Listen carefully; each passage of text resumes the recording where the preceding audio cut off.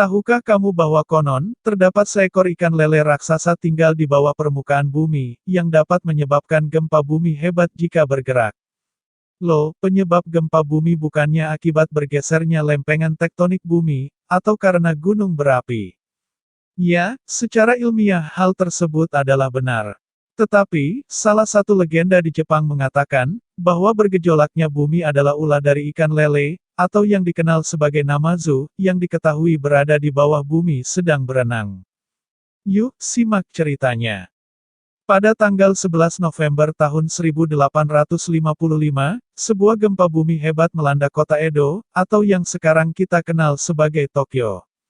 Lebih dari 7.000 jiwa meninggal dunia dan setidaknya 14.000 struktur bangunan hancur oleh gempa bumi tersebut. Gempa bumi saat itu dikenal sebagai gempa bumi hebat Ansei, atau Ansei no Daijishin, karena terjadi pada zaman Ansei, tahun 1854 sampai tahun 1860. Selang beberapa hari setelah gempa bumi tersebut terjadi, lukisan-lukisan dengan gambar ikan lele bermunculan untuk diperjualbelikan. Lukisan tersebut dikenal sebagai Namazu-e yang dilukis di atas kayu, dan menampilkan makhluk mitologi ikan lele raksasa bernama Namazu. Namazu dipercaya tinggal di bawah kepulauan Jepang dan dijaga oleh dewa petir bernama Kashima. Meski makhluk ini membuat kehancuran besar, namun bantuan akan ada di tangan prajurit Kashima. Ketika Kashima tertidur, Namazu lepas dari penjagaannya dan berenang secara bebas sehingga menyebabkan gempa bumi. Diketahui juga Kashima memiliki batu khusus yang ia letakkan di atas kepala Namazu, agar bisa membatasi frekuensi gempa yang akan terjadi saat Namazu bergerak. Namazu menjadi legenda yang diciptakan, karena kepulauan Jepang yang mengalami gempa bumi periodik dan dahsyat sepanjang sejarah. Ketika ikan lele raksasa ini menggeliat sedikit saja, maka menyebabkan 1 atau 2 kali gempa bumi.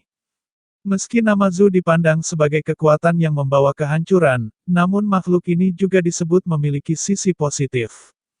Terlebih di zaman Edo, tahun 1600 sampai tahun 1868 Masehi, dengan serangkaian gempa bumi yang terjadi. Gempa ini pula berkali-kali mengubah orang-orang kaya menjadi orang miskin, dan memberi orang miskin kesempatan sesaat untuk memperbaiki nasib mereka dalam kekacauan yang terjadi. Sebagian orang percaya lukisan-lukisan Namazu akan membawa perlindungan dari dewa, dan menghindarkan mereka dari gempa bumi yang akan datang. Masyarakat yang menghubungkan ikan lele dengan gempa bumi di Jepang sendiri bukanlah tanpa alasan. Sebelum gempa hebat Ansei terjadi, banyak orang yang melihat ikan lele menjadi aneh dan lebih aktif dari biasanya. Terdapat pula kesaksian dari seseorang yang sedang memancing ikan belut di sungai, tetapi hanya mendapatkan ikan lele. Ia teringat bahwa gempa bumi akan terjadi jika ikan lele bertindak aneh, maka ia segera kembali ke rumah untuk bersiap-siap menghadapi gempa, dan pada malam hari gempa bumi benar-benar terjadi. Selain itu, beberapa hari sebelum gempa bumi di Tokyo terjadi, pada tahun 1923, ikan lele terlihat menciprat-cipratkan air di permukaan kolam di Mukojima, Tokyo.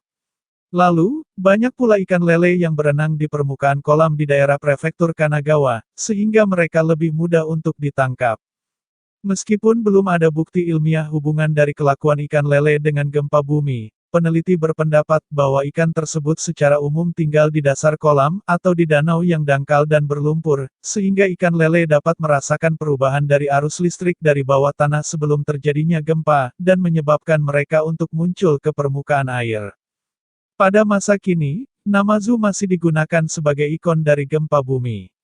Seperti, menjadi penanda ditutupnya jalan setelah gempa bumi, sebagai maskot dari radio peringatan dini gempa bumi, bahkan menjadi karakter dari anime atau manga yang memiliki hubungan erat dengan gempa bumi. Salah satunya yaitu Suzume no Tojimari. Film ini menceritakan tentang seorang gadis berusia 17 tahun, bernama Suzume. Suzume tinggal di sebuah kota kecil yang tenang di daerah Kyushu. Suatu hari, Suzume bertemu dengan seorang pemuda yang berkeliling mencari pintu. Kemudian Suzume mengikuti pemuda itu dan menemukan pintu di reruntuhan pegunungan. Saat dibuka, pintu itu membawa mereka ke berbagai daerah di seluruh penjuru Jepang. Namun sialnya, ada satu pintu yang terbuka dan membawa bencana bagi mereka.